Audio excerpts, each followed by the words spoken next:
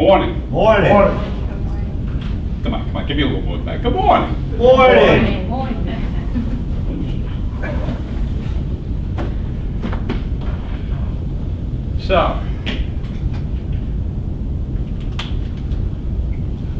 So other than for Elizabeth who's visiting, we're now moving into, you're going to take four sections today. Elizabeth will take as well. We'll repeat the exercise tomorrow, next week. And you really need to be in the position now where you turn some attention to the logistics of taking the test. Right? So, I could do this for a 180. I could say, well, how do I get a 180 on the LSAT, right? What's my plan? You can put any number in here. You can put any concept. This could be, how do I get my ass into Yale? Could be, how do I get my ass into Toro? If you're with me, they would be very different objectives. Talk to me. Yeah. Okay. So I'm just saying, look, I'm thinking there are more young men who want to play baseball than will play baseball. Yes. That seem about right? Yeah. So I'm positive there are way more people who want to be lawyers than get to be lawyers. Right? And part of this is you're not going to play baseball if you're arthritic. You're not going to play baseball if your hand-eye coordination is just not what it should be. It's just, it's got nothing to do with you as a person. It is. Right? Well, you're not going to be a lawyer if you're unable to be clinical. Because it is the way it is. So what I wanted to do in advance of taking these 4 sections today is to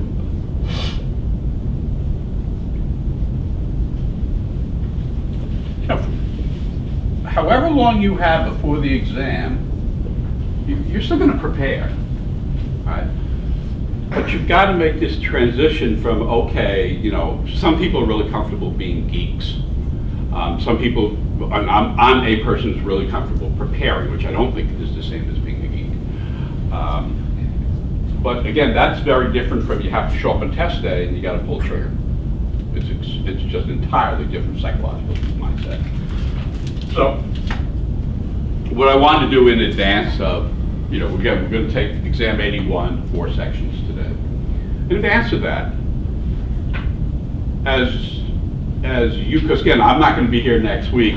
Everybody's welcome to come out to the wedding if you want to come out to the wedding. We try to hold the class there, but this will be my last opportunity to speak with you until we meet again, if we meet again. And what I need each of you to do is now you should be able to set an objective. You should now, as you sit there, right, you should be able to say, based on what's taking place in this room, I have more established facts, right? So again, think of it as the argument, right? Established facts, inferred facts, facts we're unaware of, and facts that are in opposition. You actually have all 4 of those things. Because if your goal was to go to Yale when you came in here, and you in the testing we've done, if you're regularly producing scores in the 140s, you now have facts in opposition, right? You don't ignore them, you don't put your head in the sand, you embrace them, you understand them, and you adjust based on them. So, I'm just putting this up here in the event that, because for the median score is 58. Everybody get that? The median score is 58 out of 100. So would it be fair to say, based on that more people score 58 or below than 59 or above? Yeah. That's what a median means. Yes? So talk to me. Yeah. So I'm picking that as, okay, if you can do this, you go to law school. I'm not saying you should do this, because it depends on your skill. It depends on your ability. But this process is the same for everybody on the planet. Whether you're going to get a 170 or you're going to skate in on a 149, the process is the same. It doesn't change. It's all about choices. You make poor choices, you're gonna have poor outcomes. So I, here I've addressed the issues. Everybody agrees the issue is how do I just get my ass into law school? Talk to me. Yeah. Okay. All right. Would not be kind of helpful just to figure out what I gotta do? Just get my ass into law school. Okay. Well, the rule is you gotta get a 58. Now, you don't have to get a 58. You'll probably squeeze in on a 55 or 56. But I'm going to establish the rule that in order to meet this outcome, we need to get 58 out of 100, yes? Yeah. So we're using IRAC to prepare. Okay.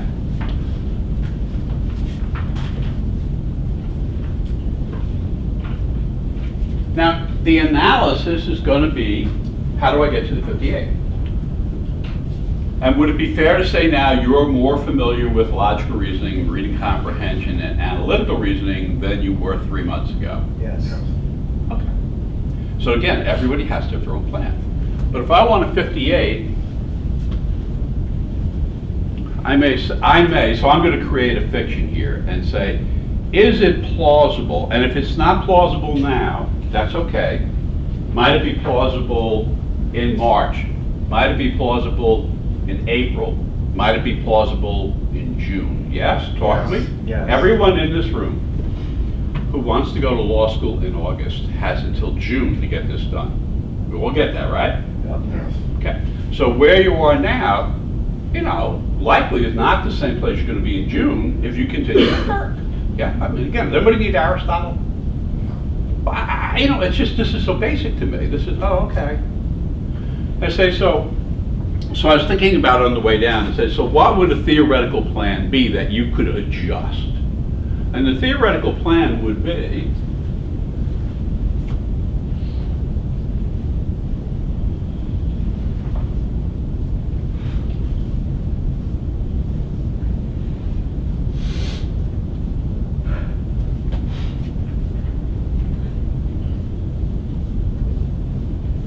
that's the theoretical plan. So as you sit here now, in other words, if you had a 15 in each logical reasoning section, you'd have a 30. Right. Yep. Yes.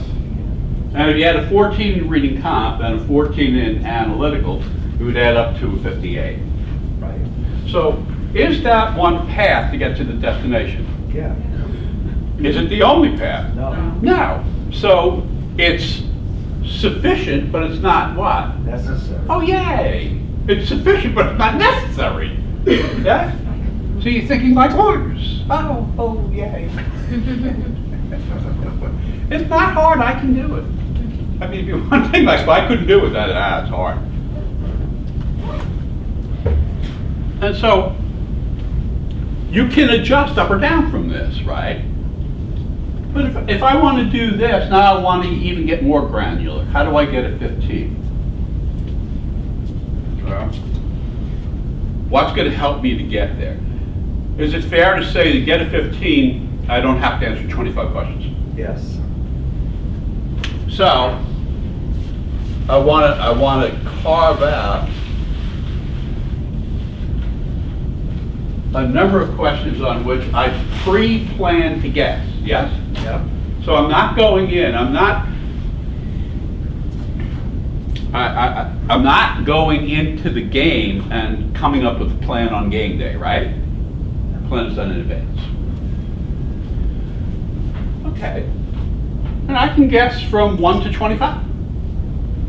Is that fair to say? Yeah. There's a range in here, right? Right. And some plans make more sense than others, right? Like if I'm going to guess on 25, well, the pressure's off. But I'm probably going to get a 5. Right? But the pressure's off, so I'll be relaxed. But I'm seeing a reasoning gap here, But it's guessing a tool at our disposal that we can manipulate more intelligently than the person to our left, to our right, in front of us and behind us. Yep. And what does that person not have enough of? Time. And what do we have plenty of? Time. Psychometric. Because they're not doing this. Oh, okay. Do we have as much time as they do? Yes. Yes. And are we going to use the time with greater insight than they are? Yes. Then who's screwed? Dang. Yeah, you bet. It really is that simple. Okay. What other tool do we have here? Let me see if I can demonstrate the other tool. Just happened to brought with me. The ever popular. Do we have a mole that we can whack? Yeah. Oh! Was that as clear to you 3 months ago as it is now? No. Does everybody agree that there are one or more questions on this test of which we can whack them all? Yes. Okay. So,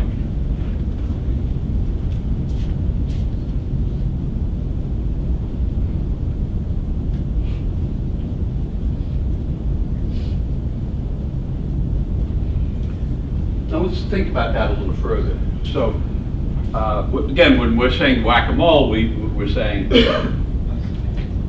our minds have already produced what the answer needs to look like, and then we look at the answer that the writer has written, and it just dovetails with what our mind has produced, and that's what this stuff does. Is it fair to say that we've discussed the level of difficulty on this test? Yeah. And that you're going to get a distribution of level 1, 2, 3, 4, and 5. Is that fair to say? And is it fair to infer that when it's a level 1 or a level 2, there'll be, for most people, it'll be clearer that's when you want to whack them all. Yes? Yes. And again, just stop and say, well, what does this mean? So level 1 means, to me, the issue is straightforward, the argument, the rule is straightforward, and therefore the analysis is straightforward, and therefore what your mind produces, what everybody, and it will be shared. We don't have a shared mind, but we have a shared system of reasoning. And where it's a level 1, the writer is serving it to you on a plate.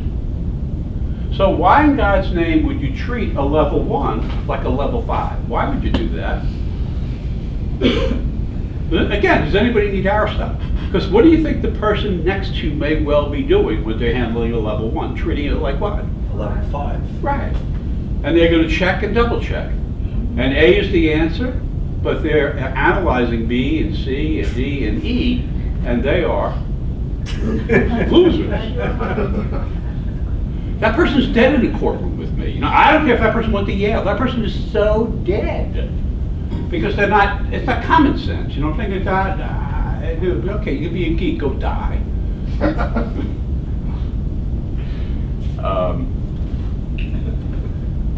So from this we begin now to develop.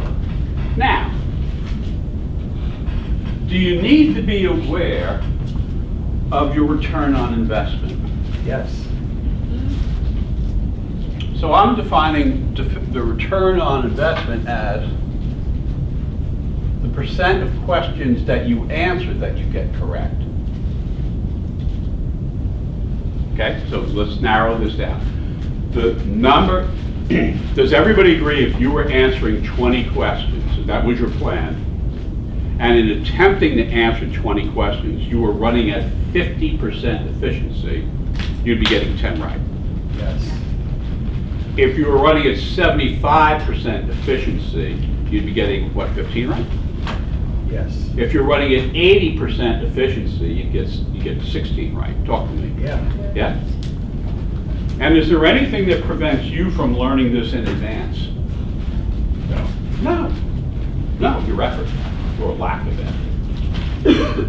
So, this is how you're going to do this for all 3 sections. Right? No matter where you go, no matter what section you're in, again,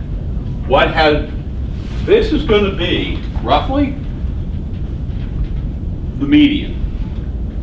You with me? In other words, what you're looking at, it's the median, because in this section, more test takers come out with 14 or fewer right than 15 or more right. Do you get it? Yeah. You got to think, you got to It's so much of this, and again, then the psychology of preparation is this bloody thing just spills over, and you get confidence. And you can do things you never thought you could do, like try a case, argue in a murder case. You can do things you didn't think you could do, right? And it comes from, son of a bitch, you know what I can do? I can prepare. That's very personal, and that I can do. So, these are the outcomes that are expected. So stop and think about that for a second. If it's expected that you're going to get a 15, wouldn't you infer? I mean, again, going back to, we have facts that are established.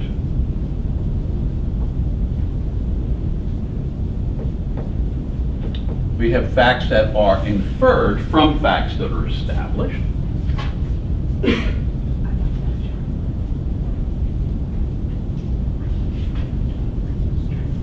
Every argument ever constructed has been and will be incomplete. We are humans. Reason is not biblical. Reason is human. So no matter how gifted we are, it will always come up short to some degree. And so,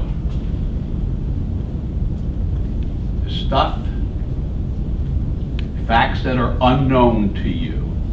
How many times in your life have you got bitten in the back of the ass because you didn't know something? Now, right, and finally, God forbid, you may be wrong. There's another side. There are facts in opposition. So think about it as you're preparing for this, right? What we know is established is this. That's established. That's their median. They produce, I'm not, unless they're lying, right? We're misrepresenting. That's their median. So what do you infer from that? Well, I'll tell you what I infer from that. I infer, since 58 is the median, it's distributed according to each section. In other words, it's going to be, they're expecting 60% here, 60% there, and 60%. Okay. I further infer, you get now, I keep inferring from established facts, right? So it's not politics, it's not religion, it's not, you can be facts and let me infer it. So I further infer that if the representative test taker is going to get a 15, the majority of these will be level 1 and level 2. Talk to me. Yeah. And of the 10 they're missing, the majority of those 10 will be level 4 and level 5. Correct. And further, the writer is obligated to populate each section with a certain number of 1 and 2s and a certain number of 4s and 5s, because they got to get this result. Yeah. You know what I'm saying? If you had 25 questions in here, all were level 2, well, the score wouldn't be a 15. Right? If they were all level 4, the score wouldn't be a 15. So stop and think about it. Doesn't this strongly suggest that if we properly identify a level 1 and we treat it like a level 1, right, instead of a level 5. Like if I'm reading a 3rd grade book, I'm not going to treat it as though I'm reading the epistemology of Immanuel Kant. It's a 3rd grade book. But then there's that psychometric thing, right? Which is, what's the good of it? That you recognize this is like dead, dumb, silly, easy. And you got it, you own it. But your college experience informs you, you got to keep reading. Well, then stay in college. Stay in college. But you're not going to be a lawyer. Well, there's a little over the top on that one. It's like I'm doing a summation, it's a easy, Peter, easy.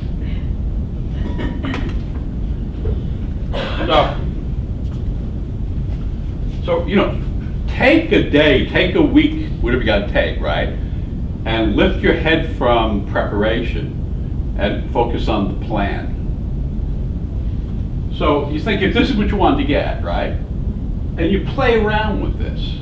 So let's say, now, would it be fair to say there are 88 released exams out there? About 88. Yes. Yeah, talk to me. Yeah. Has anybody in this room worked on each of the 88. See? All of them? Well, when I say each, and you say, comma, all, question mark, what's the difference? None. Each and every one. Each is all. No.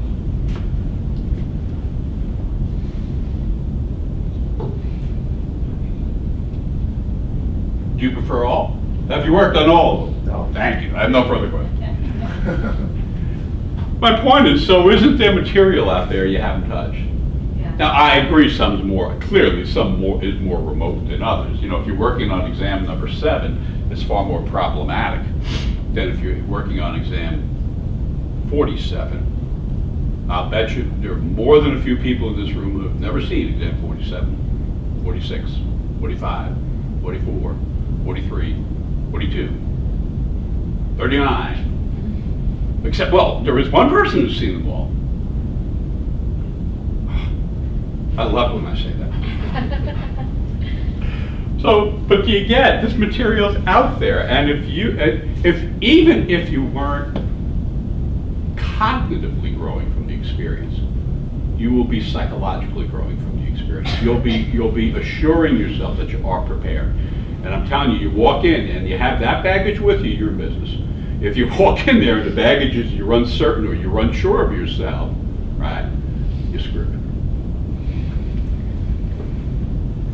So you have plenty of material to figure this out, right? But I'm saying get out.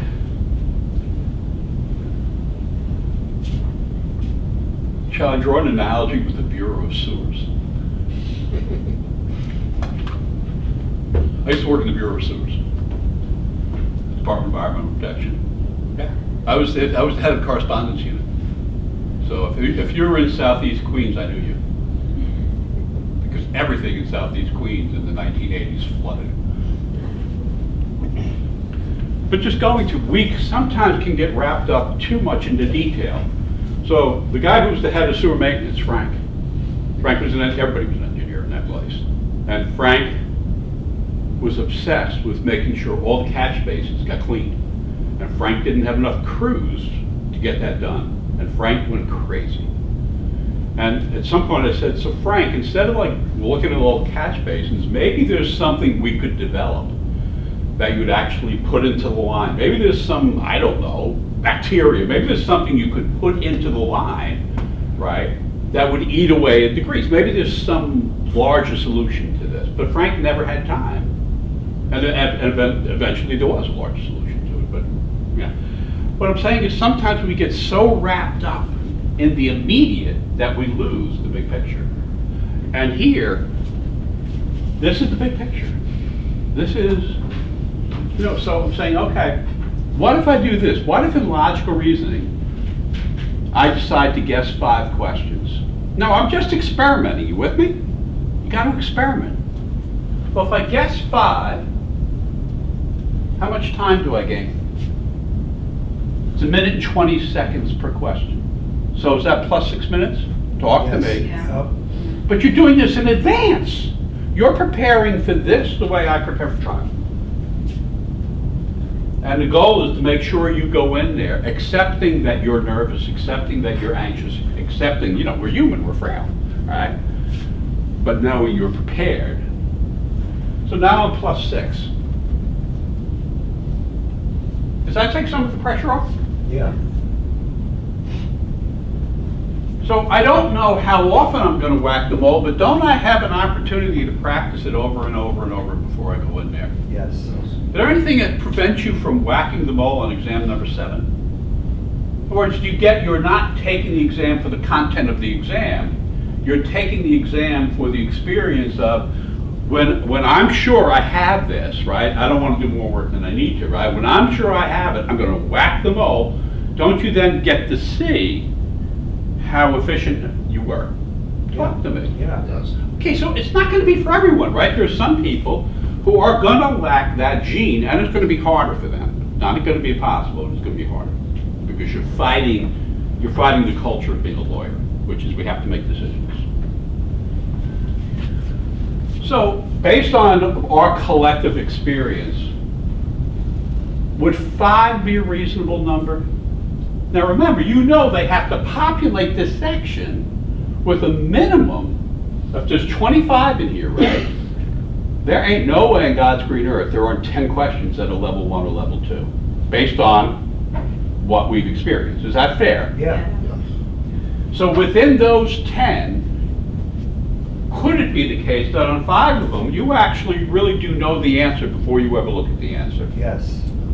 Yeah, and it could be that the issue is not which of the following most strengthens an argument, where you might want to look at all 5. But that issue may be to identify a flaw, identify an assumption, identify a conclusion where there can only be one answer. So is 5 reasonable? Talk to me. Yeah. Just as a benchmark. Okay. Now, if in whacking the mole, we've understood the issue, we've read the argument, we've done the analysis, would it be fair to say that in that we are whacking the mole, that all came pretty naturally and may well not take 1 minute and 20 seconds? Yes? Yes. So could it be the case on 5 of these questions, it doesn't take you 1 minute and 20, takes you 50 seconds, 5 Yeah. 0. Yeah. So doesn't that mean you pick up 30 seconds per question? Yes. 30 times 5 is 150, so we're going to say 3 minutes, because, right, no, 2 minutes would be 120, right? So 2.5 minutes, is that fair? Yeah.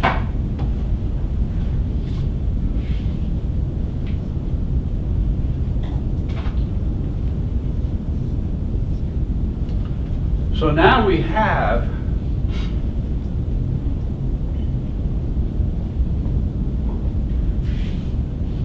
this will take time. We're using some time here, but we're saving 2:30. Now we come over here, and we have 15 questions left. So if we did this, let's say this took 50 seconds each, so 50 times 5 would be 250, right? 250 would be, 4.5 maybe? let's say 5 minutes. Let's say this took 5 minutes. Talk to me, you get it? If this takes 5 minutes, is it fair to say you have 30 minutes left on the test? Yes. And there you're guessing, right? So you're guessing. So that was somewhat under 5 minutes, you add that in, you get 5 minutes. So now I have 30 minutes to answer 15 questions. Yes? Yeah. Haven't I just bumped this up from 1 minute and 20 seconds to 2 minutes? Yeah. And now think about the implications of that. If you've allowed yourself 2 minutes per question, but you only use 1.5 minutes, which is more than you would have been permitted to begin with, don't you now save an additional 30 seconds for the remaining questions? Talk to me. Yes. So you see how we can break this down and you say, well, wait a minute, of these 15 questions, maybe I'm 3 of them. Maybe it's just 3 of them. All right? 3 of these I answer in 1 minute and 20 seconds. But my plan now is 2 minutes per question. So that's another 40 seconds times 3, another 120 seconds. Plus 2 minutes. And now I'm down to 13 questions. Kabish? If you did that, what percent of test takers are actually going to do this? What do you imagine the percent of test takers that will actually develop a plan in this kind of detail? Yeah, not negligible. And so you'll take whatever you bring in there, right? You're still going to be whoever you are. You're not going to change whatever, you're going to learn what you can learn, but at some point you're going to hit a ceiling. But I'd like to perform at my ceiling. And my ceiling may be higher than somebody who's smarter than me, higher than their floor. Meaning they're way smarter than I am, right? But they also have a floor and a ceiling, right? Well, my ceiling may be higher than their floor. So if I go in there and perform at my ceiling, I'm going to outperform a bunch of people who may be smarter than I am. They're not really smart, depends on what the word smart means. They're not in this field. So could you do this? Could you practice? Obviously, you're not going to do it because we'll take 4 sections of the task, right? And you get that this goes for analytical. And think about, and I want a little bit of, is this sufficient for logical in terms of what I'm trying to get across to you? Yes. And doesn't it now become up to you? Yes. Right, so my job is to make sense. And if I haven't done that, well, my bad, right? But it's not my job to take tests for you. And it's not my job to think for you. And you don't want that. I'm fucked up.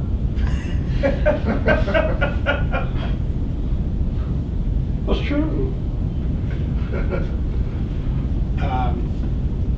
But now you've got to take this and go forward with it.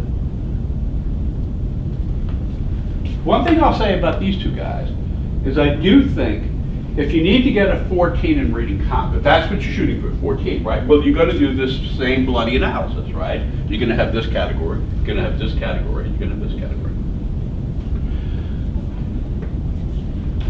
Would it be fair to say there are multiple ways of getting a 14 in reading comprehension? Yeah. Could you get a 7700? Yes. Could you get a 3434? Yes. And aren't there very different implications as to how much you need to understand? Yes. Would it be fair to say to get a 7 instead of a 3, you're going to need to have a much better handle on the law, which is the passage? Yes? Yeah. So when we say, think about, you want to, again, you're cooking. So you want to be creative, right? I made a great, what's that French word? It's like with a B, like B-O-U-R, like beef bourguignon or something. Ah, outstanding. Yeah, I made that, what you say, Sunday, right? So maybe Friday night. Oh, outstanding. I must say, pearl onions, the pearl onions are just perfect. But do you get that's fun? And I'm seeing the analogy between what I do in the kitchen and what I do when I'm preparing. I just as clear as can be to me. That's not studying. So you're here now, right? And this is the most important test of your life, right? So if you're not going to work on this, what are you going to work on? And if it's not that important to you, have I mentioned you're doing the wrong thing? Yes. Okay. So here, say you're kind of like saying, you know, no matter how much time I spend on these bloody passages, I can't get a 6 on the reading comp. I just can't, you know? I'm just getting 4s. Oh. All you care about is the outcome, right? So maybe if you've been saying, well, I can only read 2 passages, maybe you're trying to read too carefully. Like maybe you'll find that instead of reading 2, where you're trying to get a 6 and a 6, right? So you're putting a burden on yourself, that you really have to be at 90% to pull this off, right? Now you're giving yourself plenty of time, but now you've ratcheted up the percent you have to get right, yes? Yes. But if I give you the epistemology of Immanuel Kant and I give you 4 hours to read it, you really gonna understand it? I don't think Kant understood it. But you get, you can only go where your mind takes you. In other words, analogize your mind to a well, right? And each of us has a different mind, and it only, you know, the well is only so deep, and that's as deep as we go, right? So maybe that well permits you in reading Kant to change your plan, and instead of really focusing on mastering 2 of these, which you may not be able to do, how about if you can just doggy paddle through 4 of them? Or doggy paddle through 3 of them, right? You just want to get a 14. I mean, depending on what you're trying to achieve, it's obviously not going to work if you want to go to 40, right? But it doesn't matter, it's the same analysis no matter where you want to go, right? Which is get creative. So try in reading Kant, right? Experiment with, well, no, I'm just trying to get a 4. And I'll settle for a 3 so long as I can get 2 4s, right? And so now, in each section, I'm saying, no, that's fine. Each section, I'm not worried about 2 of them. I'm going to guess on 2 of them. So now and if I whack them all on one of them, right? On one of them. Now I've got the 4 questions left and I have additional time, even staying within the structure of maybe 8 to 10 minutes. And the very true saying, how many times have you guys brought up to me in class and analytical? Oh, Peter, let's do that last one that I can't draw, that I can't see in my mind's eye, and that I'm not even sure it's written in English. All right? Or the ever popular, I want to do question number 17, the one that says, well, if the constraint that R doesn't come before U or V unless R comes before X or Y was replaced by the constraint, well, if Z comes before Y and X and Z, and Z comes before Y and B, what should the following must be true? You're not like seeing that's a level 5. Would it be fair to say you have a clearer understanding of a level 5 now, right? Yeah. Well, when you do this, the level 5's just going here, right? And you get more in here when you reduce what you're reducing what the outcome you're expecting is. And the only thing, again, for me, it's real clear, because I have made this real clear. If God doesn't want you to be a lawyer, what are you not going to be? A lawyer. Short of that, wouldn't you agree it's likely in your hands? Yes. And again, analogizing to young men in baseball, aren't there an awful lot of more young men who want to play baseball professionally than will? Yes. There are an awful lot of more people who want to be lawyers than will become lawyers. Difference is you don't have to have the eye-hand coordination. You don't need the same physical attributes. You just need this. So, will you work on that as a plan? Yes. Does it make sense? Because if it doesn't make sense, don't do it. Yes? Yeah. Are we saying yes to the LSAT? No. You were maybe a few weeks ago. Maybe. It's like a slip. He's come back. He was at an AA meeting. He stopped attending, and now he came back. He said I had a slip.